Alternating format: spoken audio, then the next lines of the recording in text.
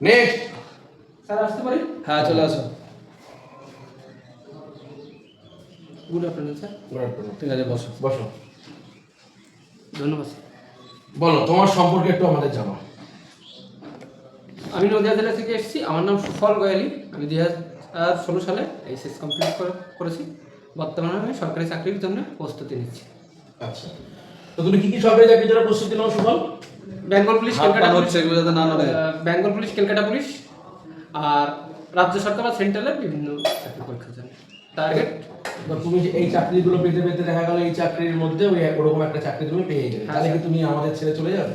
Sir school service group C আর D, এটা school service কমিশনের যে এটা হচ্ছে স্কুলের ভিতর, মানে এটা শিক্ষার একটা অঙ্গ। সেই সূত্রে তো আমি অবশ্যই স্কুল সার্ভিসের দিকে চাকরিটা করার ইচ্ছা।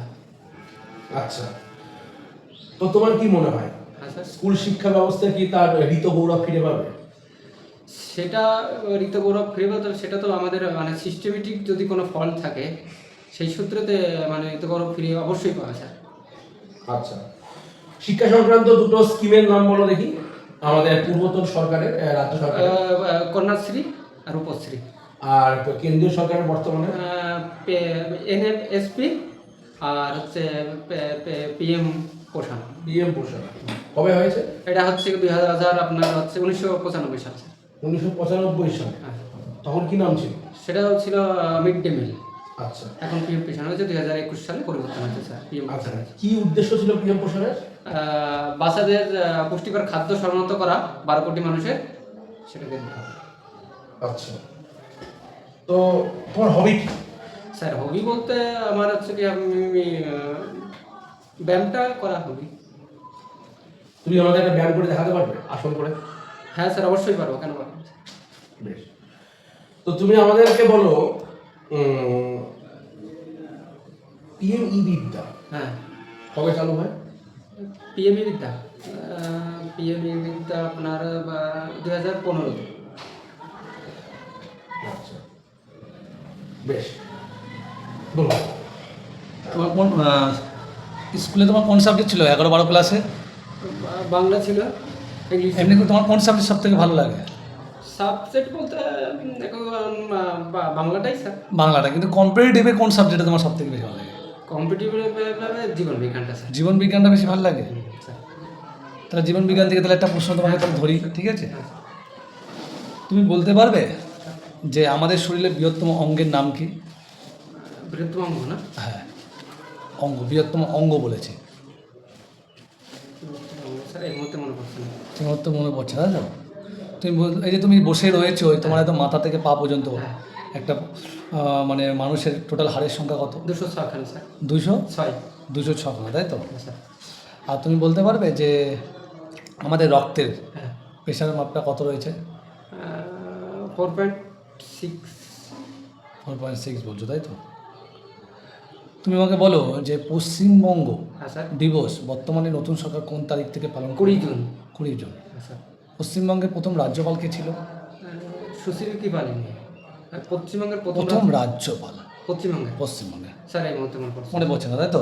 তুমি আমাকে বলতে পারবে যে এই রাজ্য সরকার নতুন 5টি রাজ্য নতুন জেলা তৈরি করতে চলেছে, সেই তার ভিতর 3টে জেলার নাম বলো। একটা হচ্ছে হুগলি, আরামবাগ। হ্যাঁ, আর একটা দক্ষিণ চব্বিশ পরগনা। হ্যাঁ, আর একটা উত্তর চব্বিশ পরগনা উত্তর চব্বিশ পরগনা রয়েছে। রয়েছে। তুমি বলতো ভারতবর্ষের মোট রাজ্য এবং কেন্দ্রশাসিত রাজ্যের সংখ্যা কত? কটি রাজ্য আছে, কটি? 29টা রাজ্য আছে স্যার। কেন্দ্রীয় শাসিত 8টা আছে স্যার। 8টা রয়েছে, তাই তো? হ্যাঁ, স্যার। তুমি বলতে পারবে যে পশ্চিমবঙ্গের সর্বোচ্চ সিংহের নাম কি? সান্দাকপু। সান্দাকফু। সান্দাকফু দেবে। তুমি বলো তো পশ্চিমবঙ্গের কোন জেলায় শিক্ষাটা সব থেকে বেশি? পশ্চিমবঙ্গ মেদিনীপুর জেলা। মেদিনীপুর। আর পশ্চিমবঙ্গের কোন ডিস্ট্রিক্ট সব থেকে বড়? উত্তর চব্বিশ পরগনা স্যার। উত্তর চব্বিশ পরগনা। হ্যাঁ। তুমি বলো তো যে দক্ষিণ চব্বিশ পরগনার সদর দপ্তর কোথায়? ক্যানিং স্যার। ক্যানিং বলছো, তাই তো? তুমি আমাকে বলো যে পশ্চিমবঙ্গে বৃহত্তম হ্যাঁ স্যার। পশ্চিমবঙ্গের বৃহত্তম জলপ্রপাতের নাম কি? পশ্চিমবঙ্গের বৃহত্তম জলপ্রপাত। প্রত্যেকটা রাজ্যে তো জলপ্রপাত রয়েছে। যেমন ভারতবর্ষে যদি বলে তাহলে কী হবে? ভারতবর্ষের বৃহত্তম জলপ্রপাতের নাম? হীরাকুদ জলপ্রপাত। আমি তো বাদ বলিনি, আমি জলপ্রপাত বলেছি, স্যার এই মুহূর্তে যেখান থেকে জল বয়ে পড়ছে। এই মুহূর্তে মনে পড়ছে স্যার। এই মুহূর্তে মনে পড়ছে, তাই তো? তুমি আমাকে বলো যে আমাদের সংবিধানে কটি পাঠ রয়েছে, কটি ধারা রয়েছে?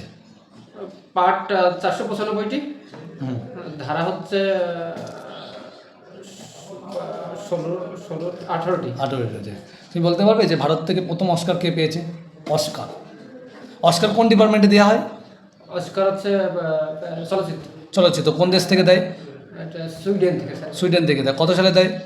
1929 সালে। 1929 সালে। আর ভারত থেকে প্রথম কে পেয়েছে অস্কার? ভারত থেকে ভারত থেকে অস্কার স্যার এই মুহূর্তে মনে পড়ছে না। মনে পড়ছে না? ঠিক আছে, তোমার একটা লাস্ট পশ্চিমবঙ্গ থেকে একটা কোশ্চেন ধরি।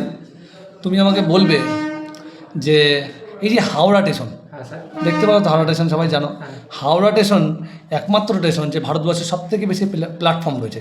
কটি প্ল্যাটফর্ম রয়েছে বলতে পারবে? 25টা। 25টা। ঠিক আছে, আপনি বলুন।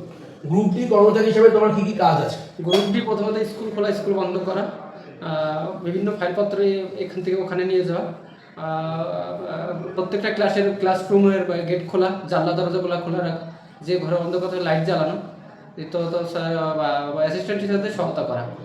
আর গ্রুপটি হেডমাস্টার চেয়ার টেবিল পরিষ্কার করে, আবার মিড ডে মিলের বাজারও করে স্যার।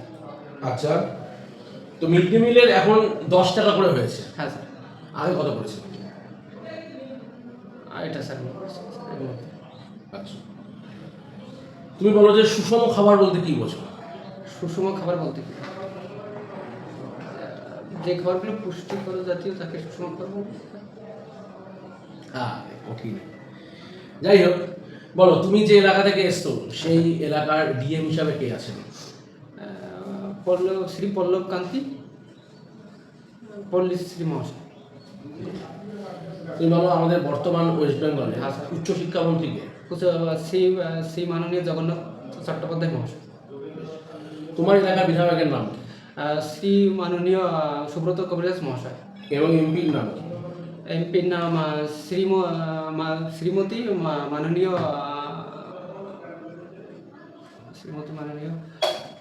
ঠিক আছে, তুমি আসো।